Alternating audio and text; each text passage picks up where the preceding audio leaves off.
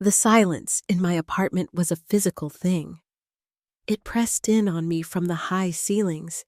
It echoed off the polished concrete floors. Even the view of the Manhattan skyline through my floor-to-ceiling windows, a view that had cost me a small fortune, felt distant and cold tonight. It was a landscape of a million tiny lights, a million other lives, and not one of them could pierce the bubble of stillness I was trapped in. On the minimalist coffee table next to a single untouched glass of whiskey sat a framed photograph. It was the only object in the room that felt out of place, the only thing that held any warmth. In it, a younger version of my parents and a much younger version of me stood in front of our family restaurant in Queens. My father's arm was draped awkwardly around my mother's shoulder, a rare public display of affection.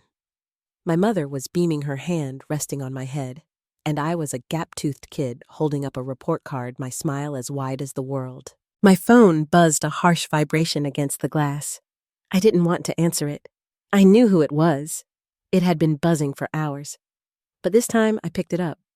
The name on the screen read, Uncle Min, my father's younger brother. My heart hammered against my ribs. Ethan, his voice was strained, stripped of its usual cheer. You need to come. Now. I swallowed my throat dry. What is it? What's wrong? It's your father, Ethan. You just need to get to the hospital. The line went dead, but the words hung in the air, sharp and heavy as shards of glass. My gaze fell back to the photograph, to their hopeful faces, to my innocent smile. It all started with one sentence. A single, terrible sentence that I could never take back.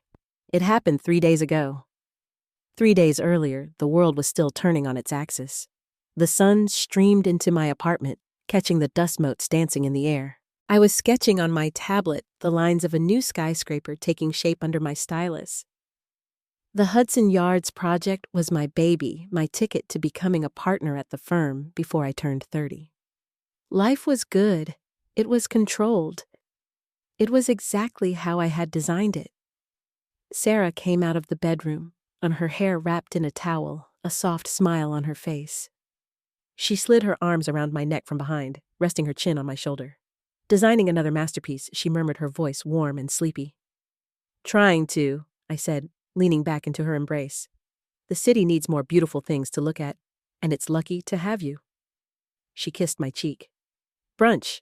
I'm craving those lemon ricotta pancakes from that place in the village. I smiled. Only if you promise we can stop by that gallery you were talking about. I want to see that new installation.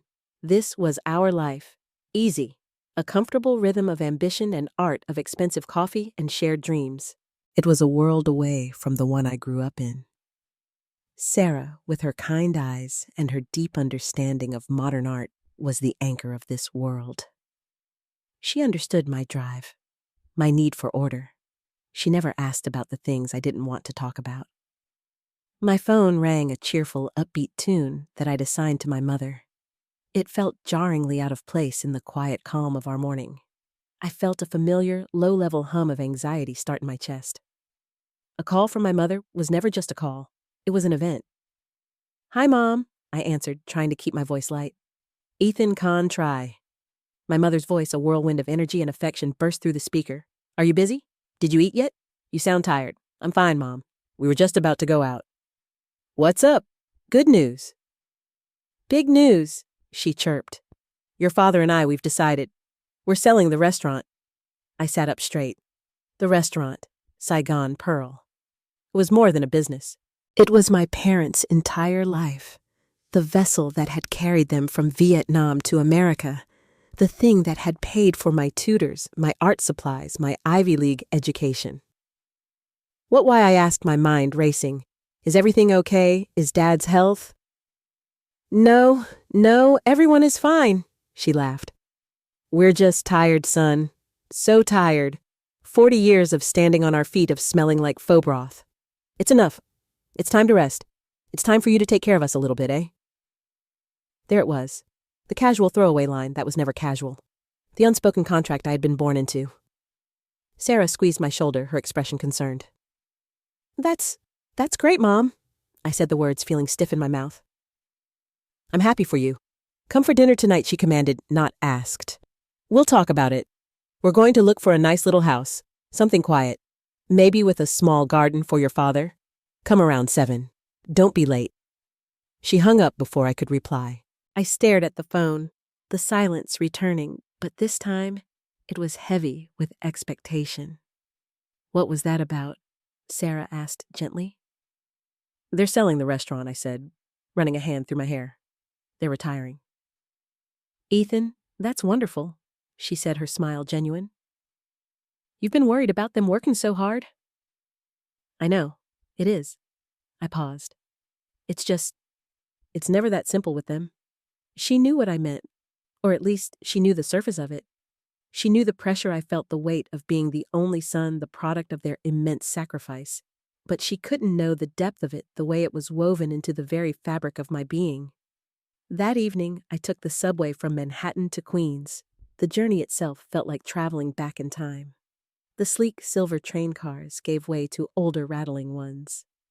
The polished steel and glass of my neighborhood dissolved into the brick and vinyl siding of Jackson Heights. The air changed, growing thick with the smells of 100 different cuisines, the sounds of a dozen different languages. Saigon Pearl was exactly as I remembered it, a place seemingly immune to the passage of time. The same faded posters of Ha Long Bay on the walls. The same slightly sticky tablecloths. The same clatter of bowls and chopsticks. My father was behind the counter, his back to the door, methodically wiping down a surface. He moved with an economy of motion that spoke of decades of repetition. He didn't turn when I came in, but I knew he'd heard the bell on the door. Bah, I said. Father. He turned his face, breaking into a slow, rare smile. His face was a roadmap of his life, etched with lines of worry and hard work. He nodded, a gesture that contained 1,000 words of greeting. He came around the counter and simply pointed to my usual booth in the corner. It was his way. Love wasn't spoken. It was served in a bowl. Minutes later, a steaming bowl of pho, larger than what he served any customer, was placed in front of me. He had made it himself. It was perfect, as always. My mother emerged from the kitchen, wiping her hands on her apron. Her face flushed from the heat. You're here. You're too skinny. Is that American girl not feeding you? She bustled over and hugged me tightly, her small frame surprisingly strong. She smelled of star anise and basil.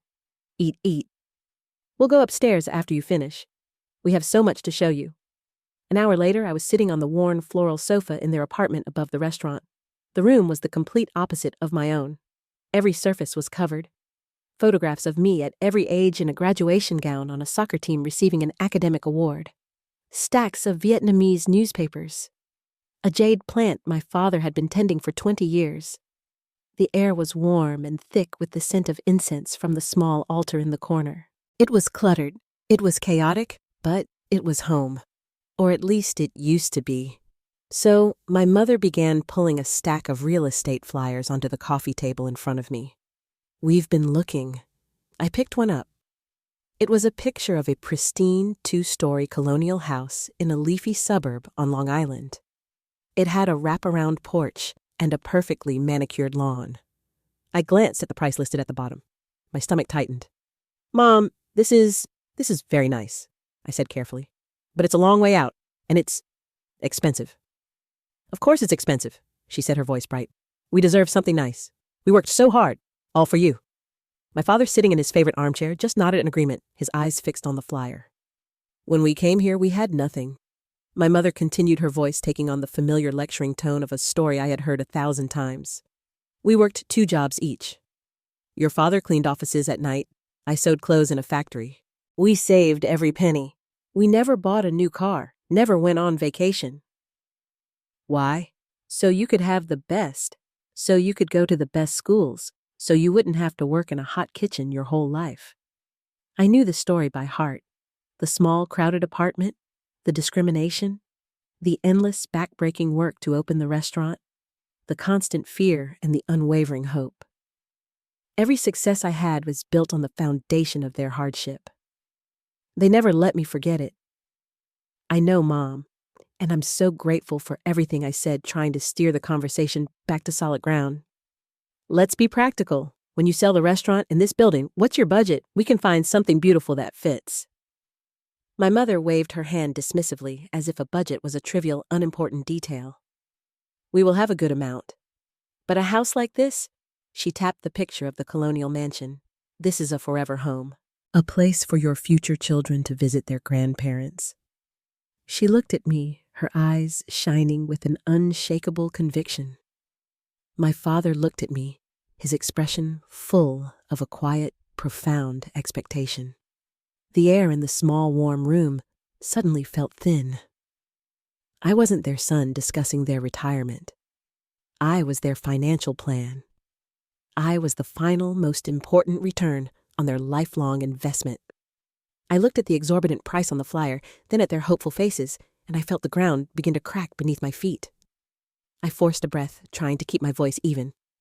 Mom, Dad, of course you deserve something nice. I want that for you more than anything, but we have to be smart about this. This is a huge life change. I tried to inject a tone of collaboration, of teamwork. Let's look at the numbers.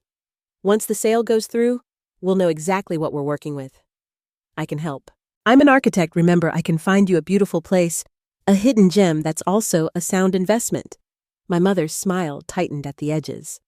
The word investment was the wrong one. For me, it meant security prudence. For her, it sounded cold, transactional. We don't need an investment, Ethan, she said, her voice losing its earlier lightness. We need a home. We've been living in a temporary place for 40 years, above a kitchen. Always the smell of grease, the noise. We want peace. My father, who had been silent, finally spoke. His voice was low and gravelly, like stones rolling over one another. Your mother is right. It's time for peace. He looked at me, and in his gaze I saw the weight of his entire journey. The flimsy boat in the dark sea, the years in a refugee camp, the cold American mornings before the sun rose. He wasn't just talking about a quiet street. He was talking about a peace that had been denied to him for most of his life. And he expected me to deliver it. I understand, I said, feeling my rational arguments dissolving against the sheer force of their emotional history. I just want to make sure you're secure. What if there are repairs, property taxes on a house like this are... Details. My mother interrupted, waving her hand again as if shooing away a fly. She pulled out another flyer, this one for a modern-looking townhouse in a gated community. The price was even higher. Your Uncle Min, his son, bought him a beautiful house in New Jersey, a big one, with a pool. The comparison landed like a punch to the gut. My cousin David, a dentist with a thriving practice. It was the classic immigrant parent chess game, and she had just put my king in check. The unspoken words were deafening. Look what their son did for them. What will you do for us? I felt a surge of resentment, hot and sharp. I had worked tirelessly. I had followed the path they'd laid out for me. Get perfect grades, get into a top university, get a prestigious job. I had done it all.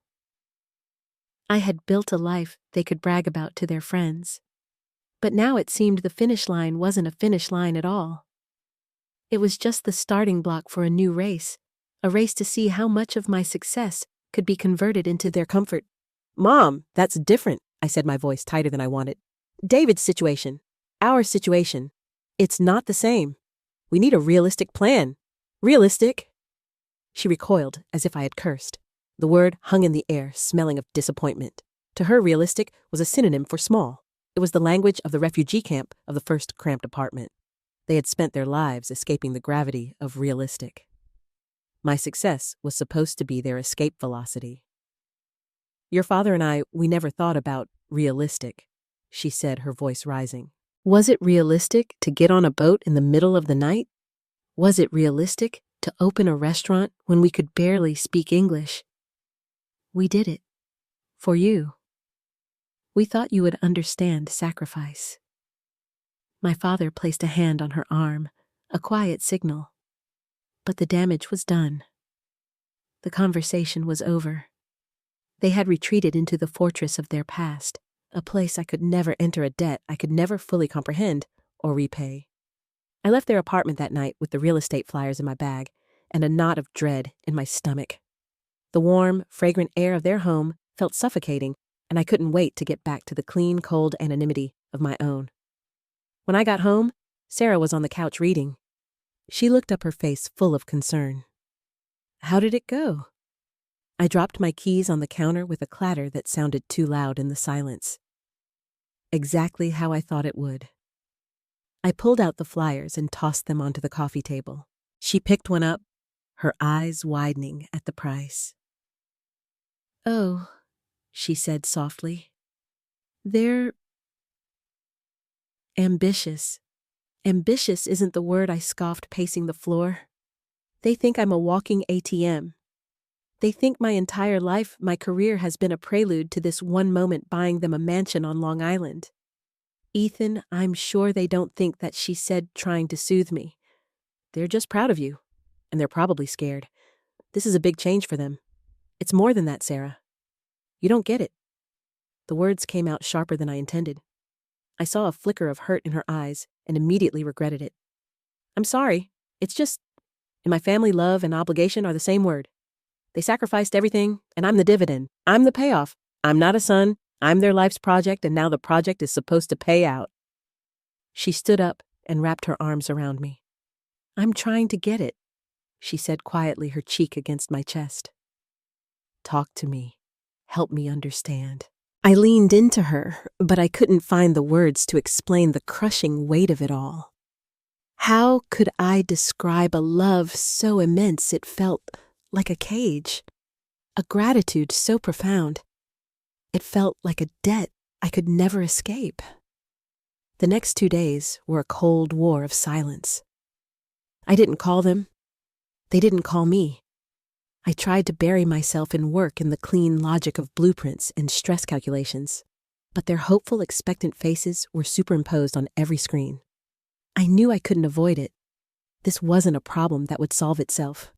I decided to try a different approach. I spent hours online researching. I found listings for beautiful, reasonably priced condos in quieter parts of Queens and Brooklyn, places with elevators, modern amenities close to parks and Vietnamese markets. I put together a neat presentation with maps, photos, and financial breakdowns. I was an architect, a planner. This was my language. Logic, reason, practicality. I would show them a better way, a smarter way. I called my mother. "Mom, can I take you and Dad out to dinner tonight? My treat. There's something I want to show you." Her voice was instantly warm again, the tension of our last conversation forgotten. "Of course, Contry, we would love that."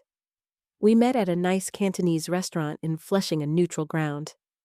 For the first half of the meal, things were pleasant. We talked about my work. I asked about old family friends. My mother beamed at the waiter, proudly introducing me. "My son, the architect. He designs all the new buildings in Manhattan." Then after the main courses were cleared, I took a deep breath and pulled out my tablet. "So about the house," I began, my voice full of practiced optimism. "I did some research. I found some incredible options for you." I swiped through the photos. A sunny 2-bedroom condo with a balcony overlooking a park. A newly renovated apartment in a Dorman building just a few blocks from Uncle Min. I pointed out the practical benefits. No lawn to mow, no roof to fix, better security, lower taxes. "These are well within the budget from the sale of the restaurant," I explained. "You'd have a significant amount left over, a real nest egg for your retirement. You wouldn't have to worry about a thing." I looked up, expecting to see relief, maybe even appreciation. Instead, I saw 2 blank faces. My mother stared at the tablet as if I had shown her a picture of a shack. My father slowly put down his teacup, a look of profound disappointment clouding his features. "A condo," my mother said, the word tasting like ash in her mouth. "An apartment, Ethan. We have lived in an apartment our whole lives. We want a house, with land, with a garden. This isn't about what you want, is it?" I said, the frustration finally boiling over. "This is about what you can tell your friends. This is about keeping up with the Nguyens and the trans."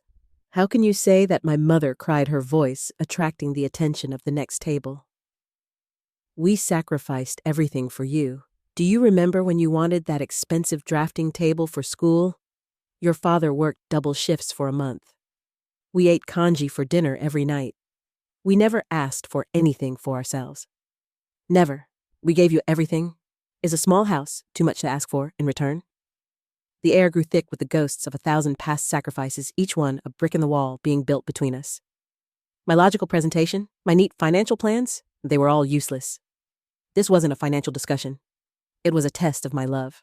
And I was failing. My father, who had been a silent mountain of disapproval, finally looked me directly in the eye. Your mother and I, he said, his voice quiet but carrying immense weight, we dreamed of a house. Not for us, for the family. A place where our grandchildren would run on the grass. He shook his head slowly, a gesture of deep, weary sorrow. We thought you of all people would understand our dream. His words hit me harder than all of my mother's yelling. She was accusing me of being ungrateful. He was accusing me of failing to understand their very soul. I looked at the two of them, their faces etched with a pain I had caused, and I felt something inside me begin to break. I was their dream, but I was beginning to feel like their prisoner. The food on my plate was tasteless, and the expensive dinner felt like a bribe I had offered for a freedom they were never going to grant. The evening ended in a heavy, wounded silence that followed me all the way back to Manhattan. The silence that followed me home from Queens wasn't the clean, empty silence of my apartment.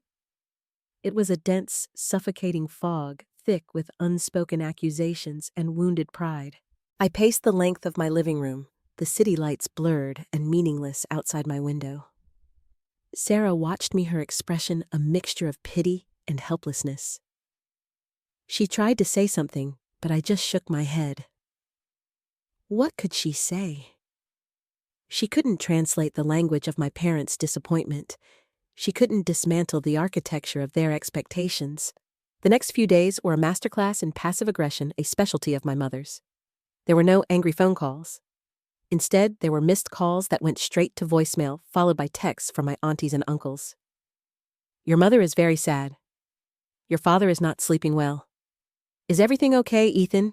Your mother sounds worried? Each message was a carefully aimed arrow, designed to make me feel guilty, to remind me of my filial duty. I was being shamed by a committee. I tried to lose myself in work, pushing my team harder on the Hudson Yards project. I stayed late, fueled by coffee and a desperate need to focus on concrete and steel, on things that followed the laws of physics, not the chaotic, unwritten laws of family. But even there, I wasn't safe. My phone buzzed one afternoon. It was my father. My heart leaped into my throat. He never called.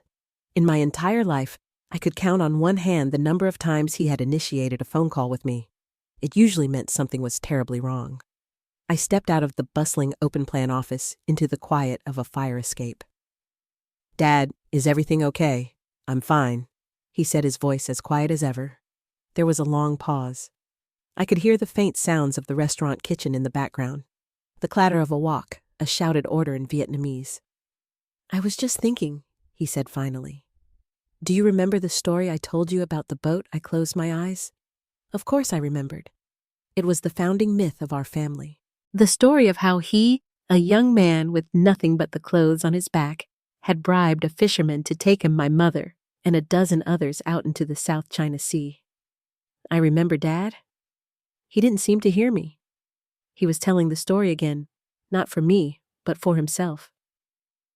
The engine died on the second night. We were just floating for 3 days. The water ran out. The baby on the boat, it stopped crying. His voice was flat, devoid of emotion, which somehow made it more horrifying. Everyone was praying. To Buddha, to Jesus, to anyone who would listen. But I didn't pray. He paused again. I held my breath, waiting. I made a promise, he said. Not to God. To myself. I promised that if I survived, if your mother survived, I would build a life so strong, so safe that my children would never know a single day of fear. They would never know hunger. They would never have to be helpless on a dark ocean. The story wasn't a memory. It was a weapon. It was his way of saying, this is the life I built for you. This is the foundation of every good thing you have. And you are dismissing it. He wasn't yelling like my mother. He was quieter, but his blow was infinitely more crushing. He was reminding me that my very existence was the result of a promise he had made in the face of death. How could a debate about real estate stand against that, Dad? I started, but I had no words. What could I say? Thank you. I know it all sounded so small, so inadequate. Think about it, son, he said, and then the line went dead. I leaned my head against the cold brick of the building. The sounds of the city, a distant hum. He had just taken 40 years of sacrifice and laid it squarely at my feet. It wasn't a request for a house. It was a demand for validation. A validation of his entire life's meaning. That night, I told Sarah everything. The story of the boat, the endless reminders of their hardship, the feeling that my accomplishments were not my own, but simply the interest payments on a loan I never asked for. I love them, I said the words feeling raw and true. But I'm drowning, Sarah. I feel like their love is conditional. It's based on my performance. Best student, best university, best job, best son who buys them the best house. When does it end? When do I get to just be me? Not the fulfillment of their American dream. I was sitting on the edge of the bed, my head in my hands. Sarah sat down behind me, her hands gently rubbing my shoulders. I hear you, she said softly. It sounds incredibly heavy. Heavy doesn't even cover it, I mumbled. To them, I'm not a person. I'm their retirement plan, their legacy, their proof to the world that all the suffering was worth it. Or maybe she suggested gently, you're just their son, and they love you so much, they don't know how to show it in a way that doesn't feel like pressure. Their whole life has been about survival. They don't have the language for anything else. For them, a big house isn't a status symbol. It's a fortress. It's the ultimate symbol of the safety they never had. Her words made sense on an intellectual level. I knew she was right. I knew they weren't malicious. But knowing it didn't change how it felt. It didn't lift the weight. It just gave it a name. I appreciated her trying to bridge the gap, but it was a canyon she couldn't see the bottom of. The tension simmered for another week. I was caught in a miserable limbo torn between my desire for my own life and the guilt of not living up to their expectations. Finally, my mother called again. Her voice was brittle, falsely cheerful. Ethan, we need to talk. We should come to your apartment. It's not right that we haven't seen where you live properly. It was a summons, not a request. They were going to bring the fight to my territory. Okay, Mom, I said, my voice weary. I was tired of fighting. Come on Saturday. The day they were due to arrive, I felt a nervous energy buzzing under my skin. I cleaned the apartment obsessively, as if its minimalist perfection could somehow shield me. Sarah had offered to be there a buffer, but I told her it was better if I faced them alone. This was a family matter, a storm that had been brewing for 29 years. They arrived at 2 o'clock sharp. My father was wearing a button-down shirt, my mother a traditional AO dye that she saved for special occasions. They looked out of place like tourists in a foreign land. They walked into my living room, and their reactions couldn't have been more different. My father looked around with a quiet curiosity touching the smooth surface of the concrete countertop in my kitchen. He was a builder in his own way. He respected craftsmanship. My mother, however, looked around with thinly veiled disapproval. It's so empty, she said, her voice echoing slightly in the sparse room. Where are all your things? No pictures. It's so cold, like a hotel.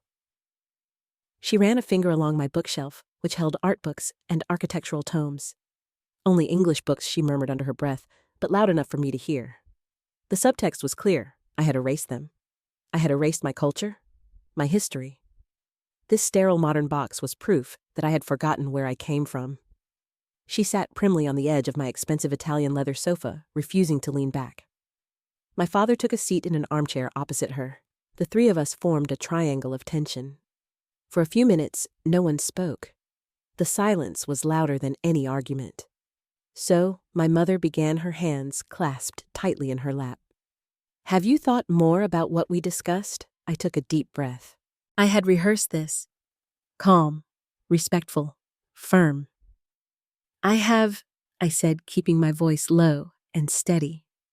And I stand by what I said. The houses you showed me are not financially responsible. I've found some wonderful places that are. We do not want a condo, she said, her voice sharp. We want a house. We have earned a house. This isn't about what you've earned, I shot back, my carefully constructed calm beginning to crumble. This is about reality. I can't just pull $500,000 out of thin air. We are not asking for your money, she insisted, though her eyes told a different story. We are just showing you what we like. We thought you would want to contribute, to help, like a good son. A good son. The phrase ignited a fuse inside me. Is that what this is about? I've been a good son, my whole life. I did everything you ever asked of me. I studied until my eyes burned. I gave up sports and friends to be at the top of my class. I got the scholarship. I got the degree. I got the job. I've checked every single box on your list. When is it enough? My voice was rising, echoing in the big empty room. This was it. The dam was breaking. My mother flinched as if I'd struck her. Her face, which had been tight with anger, crumpled with a theatrical hurt. Enough. How can you talk about enough? Do you think our love for you hadn't enough? When you were sick, did I say, I have cared for you enough? When we paid for your university, did we say, this is enough? That's not the same, and you know it. I was on my feet now, pacing in front of the window, the city a dizzying, indifferent backdrop. That's called being a parent. That's your responsibility. Responsibility, she scoffed, her voice dripping with scorn. We went beyond responsibility. We gave you our youth. We gave you our dreams. All our dreams, we put them inside you, and I never asked for them. The words ripped out of me raw and ragged. I never asked to be the vessel for your dreams. I have my own. Don't I get to have my own dreams? Your dreams were built on our sacrifice, she yelled, her voice cracking. You live in this fancy glass box in the sky because we lived above a hot stove. You speak perfect English because we struggled. You are ashamed of us, ashamed of our house, of our restaurant. I am not ashamed of you, I roared, turning to face her. I am suffocated by you. I feel like I can't breathe without you reminding me of the price of the air. Everything is a transaction. Every act of love comes with an invoice attached. I'm tired of paying it. My father, a silent statue, until this point rose slowly from his chair. His presence filled the room, sucking all the air out. He didn't raise his voice. He didn't have to. His disappointment was a physical force. Ethan, he said, his voice dangerously quiet. Stop it. You are disrespecting your mother. Disrespecting her? I laughed, a bitter, humorless sound. I'm finally telling the truth. You two don't want a son. You want a trophy. Something to show your friends to prove you won the immigrant lottery. Look at our boy, the successful architect. He bought us a big house. It's all about you. It has always been about you. My mother sobbed, tears now streaming down her face. Everything from the moment you were born was for you. That American girl has changed you. She has put these selfish ideas in your head. She doesn't understand family. She doesn't understand what we've been through. The mention of Sarah was a low blow, a desperate attempt to isolate me, to paint my love for her as a betrayal of them. And it worked. Something inside me snapped. The years of resentment, the feeling of being a project rather than a person, the constant crushing weight of their unspoken expectations, it all coalesced into a single point of white-hot rage. I walked to the center of the room, my body trembling. I looked from my mother's tear-streaked face to my father's stony mask of disapproval. The rational, calm, and collected son they had raised was gone. In his place was a stranger hollowed out by a lifetime of gratitude. You want to talk about responsibility? I said, my voice dropping to a low, chilling calm. The anger had burned away, leaving something cold and hard in its place. Okay, let's talk about it. I looked my father straight in the eye. You chose to get on that boat. You chose to come to this country. And you chose to have me. My mother gasped. My father's eyes widened almost imperceptibly. I turned to her. It was your responsibility to feed me, to clothe me, to educate me. That's the bare minimum. That's the contract a parent enters into when they bring a child into this world. I am grateful for the hardships you endured. I am. But I will not spend the rest of my life paying for a decision I had no part in. The final fatal words hung in the air, waiting. I knew they were monstrous. I knew they were a point of no return, but I couldn't stop them. They had to be said. I took a breath and delivered the killing blow. I appreciate everything you've done, but it was your duty. It wasn't a favor. I don't owe you anything. Silence. It wasn't the tense silence of before. It was a dead silence, a void. The sound of a world ending. The color drained from my mother's face.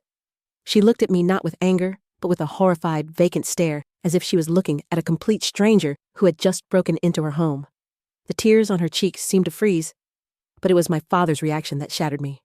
For the first time in my life, I saw his mask of stoic strength completely crumble. It didn't fall away in anger. It just disintegrated. His shoulders slumped. The light in his eyes went out. He looked suddenly old, frail, and utterly defeated. The story of the boat, the promise he'd made in the dark, the entire moral foundation of his life, I had just taken it and declared it worthless. I hadn't just insulted him. I had invalidated his entire existence. He turned, not looking at me, and gently took my mother's arm. He said, his voice a hoarse whisper. We're leaving. She rose like a sleepwalker, her eyes never leaving my face, her expression one of utter desolation. They walked to the door, their steps slow and heavy. My father didn't look back. My mother paused at the threshold, her hand on the doorknob. She gave me one last look, a look of such profound and bottomless sorrow that it would be burned into my memory for the rest of my life. It was the look of a mother mourning a son who was still standing right in front of her. Then they were gone. The door clicked shut, the sound echoing through my cold, empty apartment like a gunshot. I stood frozen in the middle of the room, my own words ringing in my ears. I don't owe you anything. For a moment, I felt a dizzying surge of lightness. The weight was gone. The obligation had been severed. I was free. I had finally said the unsayable thing, the truth that had been festering inside me for years, but the freedom was fleeting. It lasted only a second before it was replaced by a wave of nausea. The silence they left behind wasn't peaceful. It was the silence of a battlefield after the slaughter, the silence of a home that had been irrevocably broken. I looked around my perfect minimalist apartment at the clean lines and the expensive furniture. I had defended my territory. I had won the argument, and in doing so, I had just destroyed my entire family. I sank onto the sofa, the leather suddenly feeling cold and alien against my skin. The whiskey I had poured earlier sat on the table untouched. I stared at it, my hands trembling. The silence pressed in, no longer just an absence of sound, but an active, malevolent presence. I had gotten what I wanted. I was my own person, unbound by debt or duty. And I had never felt so completely, utterly alone. The hours that followed their departure were a blur of hollow adrenaline and creeping dread. I tried to justify what I had said. I replayed the argument in my head, focusing on their words, their pressure, their refusal to see me as anything but an extension of themselves. I had spoken my truth. Wasn't that what modern therapy and self-help books preached? To set boundaries, to honor your own feelings, I had set the ultimate boundary. I had detonated it. I called Sarah. My voice was a monotone, a flat retelling of the events. I didn't cry. I didn't yell. I just recited the words. When I got to the final fatal sentence, there was a long pause on her end. "Oh, Ethan," she finally whispered. Her voice wasn't accusatory. It was full of a deep, sorrowful pity. And that was almost worse. "They deserved it," I said, the words sounding weak and childish, even to my own ears. "You didn't hear the things they said." "I'm sure it was awful," she said gently. "But Ethan, to them, you didn't just set a boundary. You disowned them. In their language, you just told them their entire life was meaningless. Their life isn't my responsibility." I snapped, the defensive anger flaring up again. I know she said, her voice calm and steady, a lighthouse in my self-inflicted storm, but their love for you is. And you just threw it back in their face. Her words hit their mark. I ended the call, promising to see her later, but I knew I wanted to be alone. I was a man standing in the rubble of his own making, and I didn't want any witnesses. The next day was a Sunday. Normally, my phone would have buzzed with a text from my mother, asking if I'd eaten or a picture of some dish she'd made. But there was nothing. The silence from their end was absolute. It was a solid wall. I tried to tell myself it was a relief.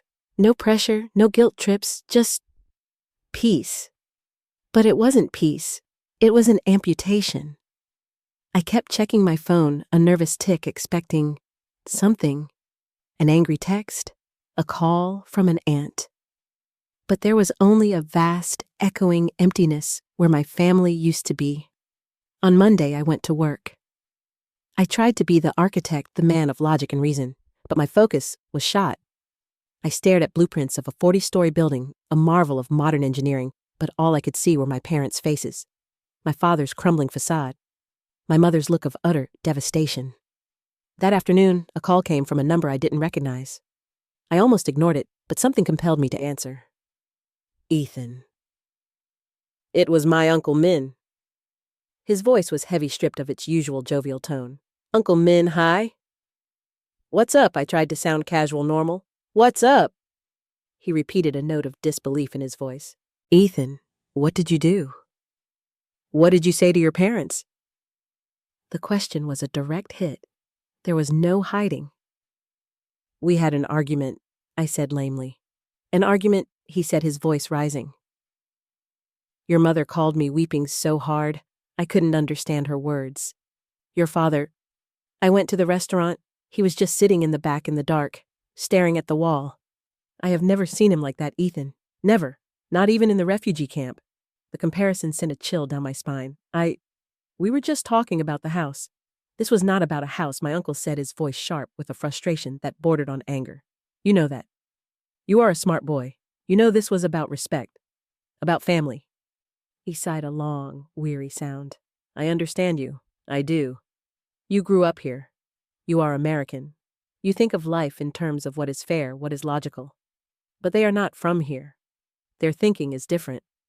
For them, family is not a democracy. It is a body. The parents are the heart.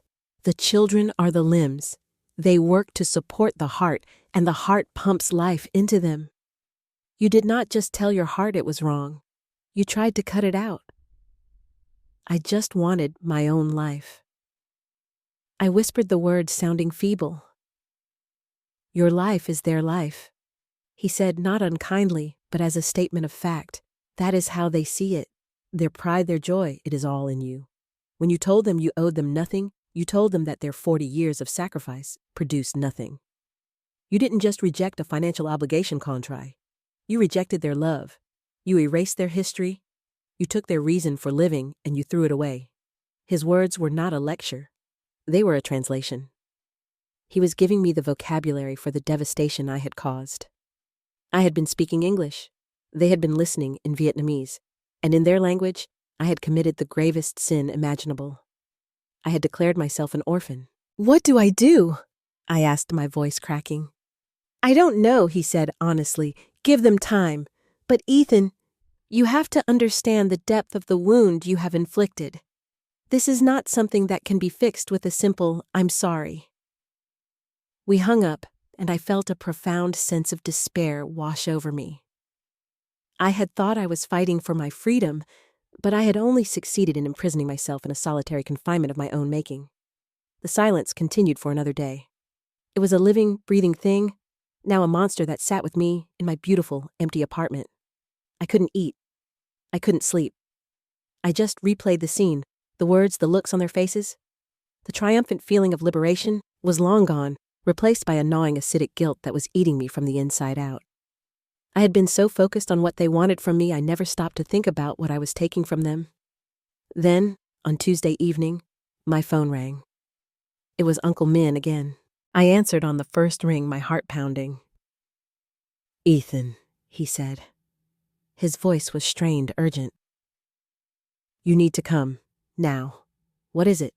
What's wrong? My mind flashed through a dozen terrible possibilities. It's your father, Ethan. There was a pause, and I could hear a commotion in the background.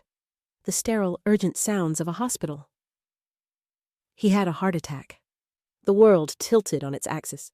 The floor seemed to drop out from under me. What is he? Is he okay? He's stable. It was a mild one, the doctors say, but Ethan, it happened this afternoon. Your mother found him. He was having chest pains all day, but didn't say anything. His voice dropped. She says he hasn't been the same since Saturday. Hasn't eaten, hasn't slept. The implication was clear. It hung in the air between us, unspoken, but deafening. You did this. You just need to get to the hospital? Uncle Min finished, his voice cracking with an emotion he could no longer contain. I don't remember grabbing my keys. I don't remember the frantic elevator ride or the desperate hail of a taxi. All I remember is the single terrifying thought that consumed me. My words did this. My cold, cruel words stopped his heart. I was no longer the victorious son who had won his freedom. I was a parasite in spirit, if not in fact. The taxi sped through the city, a blur of lights and horns. But all I could see was my father's face, as I'd last seen it. The light gone from his eyes, his strength disintegrated. I had wanted to break free from his world, and in the process, I had broken him. As I raced towards the hospital, towards the consequences of my own words, I knew with a chilling certainty that my life, the one I had fought so hard to claim as my own, would never ever be the same. The hospital corridor was a sterile white blur. The antiseptic smell, a mixture of bleach and fear, clung to the air. I ran my expensive dress shoes slipping on the polished linoleum, my heart hammering a rhythm of pure panic against my ribs. I found the cardiac care unit and burst through the doors, scanning the waiting area frantically. I saw him first. Uncle Min slumped in a hard plastic chair, his face gray with exhaustion. He looked up as I approached, his expression unreadable. He stood and put a hand on my shoulder, a gesture that was meant to be comforting, but felt immensely heavy. He's in there, he said, nodding toward a closed door. Room 304. He's sleeping now. The doctors say the worst is over. They want to keep him for observation. And my mother? I asked, my voice barely a whisper. My uncle's gaze shifted to a corner of the waiting room I hadn't noticed. She was there, sitting perfectly still, her back ramrod straight. She wasn't crying. She wasn't wringing her hands. She was just staring at the wall, her face a mask of iron-willed grief. She looked smaller than I had ever seen her, swallowed by the oversized visitor's chair. Yet she radiated an energy so forbidding, it was like a physical barrier. I took a tentative step toward her. Mom! She didn't turn. She didn't even blink. It was as if I hadn't spoken, as if I were a ghost in the room. I took another step. Mom, I'm so sorry. I came as soon as I heard. She finally turned her head very slowly. The look she gave me was not one of anger or of sadness. It was worse. It was a look of pure, unadulterated contempt. Her eyes, usually so full of fire and emotion, were as cold and dead as stones. She looked right through me, as if I were a stranger who had the audacity to speak to her in her moment of private pain. Then, without a word, she turned back to the wall. The rejection was so total, so absolute, it felt like a physical blow. I stumbled back, my breath catching in my throat. My uncle guided me away back toward the chairs. Leave her be for now, Ethan, he murmured. She blames you. It is not fair, perhaps. Your father had high blood pressure for years. But in her heart, you are the cause. I sank into a chair, my head in my hands. He was right. It wasn't fair. But it was true. My words had been the trigger. The stress, the heartbreak. I had loaded the gun and pulled it. There was no dramatic, tearful reconciliation. There was no cathartic confrontation. There was only the cold, hard reality of the consequences. I spent the next hour in that waiting room, trapped in a triangle of misery with my silent, grieving mother and my weary uncle. The silence from my mother was louder than any screaming match we'd ever had. It was a declaration that I no longer existed for her. When a nurse finally said we could see my father for a few minutes, my mother rose and walked into the room without a backward glance. I followed my feet, feeling like lead. He looked impossibly fragile, lying in the hospital bed, dwarfed by the machinery that beeped and whirred around him. An IV was taped to the back of his hand, the same hand that had kneaded dough and expertly wielded a cleaver for 40 years. His eyes were closed, his face pale and slack. The formidable stoic man who had crossed an ocean and built a life from nothing was gone. In his place was just a tired old man. My mother went to his side, taking his hand, her stony facade melting into a look of infinite tenderness. She smoothed the hair back from his forehead, whispering to him in Vietnamese. He stirred his eyelids, fluttering open. His gaze found my mother, and a flicker of recognition of comfort passed between them. Then his eyes drifted past her and landed on me standing awkwardly at the foot of the bed. There was no anger in his eyes, no accusation. There was nothing, just a profound, bone-deep weariness. He held my gaze for a moment, his expression blank, and then he simply closed his eyes again, as if the effort of looking at me was too much to bear. It was a dismissal more complete than any anger. He had simply erased me. I backed out of the room, a lump of ice forming in my chest. This was my punishment. Not shouting or recriminations, but this profound and terrifying indifference. I was a ghost in my own family. Over the next few days, I began a quiet, desperate penance. I didn't try to talk to them. My words were poison, so I used actions. I showed up at the hospital every morning, before work, bringing my mother coffee and a bagel, which she accepted without a word, leaving it untouched on the table beside her. I sat in the waiting room for hours every evening reading a book, just being present. A silent, hopeful vigil. My uncle became my only link. He told me the doctors were pleased with my father's progress. He'd be able to go home in a week. And then he dropped the next bomb. "We need to finalize the sale of the restaurant, Ethan. The buyers are getting impatient, and with your father, he can't go back there. We need to clear out the apartment. It was a practical problem, but it felt like a sacred duty." "I'll do it," I said immediately. "You stay here with them. I'll handle everything." That weekend, I took the subway to Queens. I let myself into the silent, empty restaurant. The air was stale, the familiar smells of broth and spices replaced by the cold scent of a place abandoned. I went behind the counter, my father's domain, and ran my hand along the worn, stainless steel. Then I went upstairs. The apartment was exactly as they had left it. A cup of tea, half drunk, sat on the coffee table. The real estate flyers were still there, a bitter reminder of the argument that had started it all. For the first time, I looked around the cluttered room, not with the critical eye of my minimalist aesthetic, but with a sense of archaeological discovery. This wasn't just clutter. This was a life. This was their story. I started in their bedroom, packing their clothes into boxes. In my mother's closet, tucked away in a small lacquered box, I found a bundle of letters tied with a faded ribbon. They were old, the paper thin and brittle. They were the letters my father had written to her from the refugee camp in Malaysia before she had managed to join him. I couldn't read Vietnamese well, but I could make out my own name, Ethan, written in his elegant, careful script. I took the letters and called my uncle. "Uncle Min, can you do me a favor? Can you read me something over the phone?" His voice thick with emotion, he translated. They weren't grand love letters. They were letters of hope and strategy, plans for a future. And I was at the center of all of it. My love," my uncle read. "Today I saw a boy with an American textbook. He was reading about science.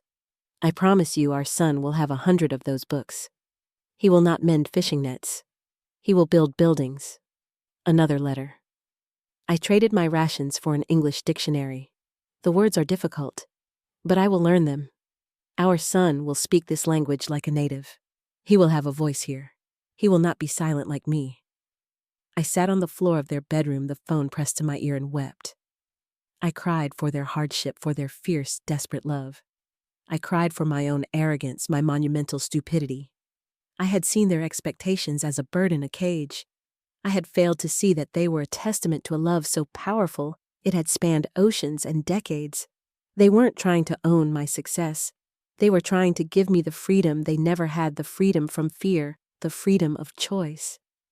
Their dream wasn't for me to buy them a house. Their dream was for me to be capable of it. The house was just a symbol, a clumsy, tangible proof that their sacrifice had been worth it. I spent the rest of the weekend carefully packing their entire life into cardboard boxes. Each object told a story. The worn-out dictionary my father had used. The single, beautiful aodai my mother had saved for 20 years. And the photos. So many photos of me. Me on my first day of school. Me holding my college acceptance letter. Me in my cap and gown. In every single photo they were in the background, their faces glowing with a pride that was fierce and absolute. Looking at those photos, I finally understood. I hadn't earned my success alone. I had been carried on their shoulders. My voice was clear because they had been silent. My future was bright because their past had been so dark. The cold, hard line I had drawn between my life and their sacrifice was a fiction. They were intertwined, inseparable. I didn't owe them a house. I owed them my understanding. I owed them my compassion. I owed them the very same unconditional love they had always, in their own imperfect way, given me. And I had failed them completely.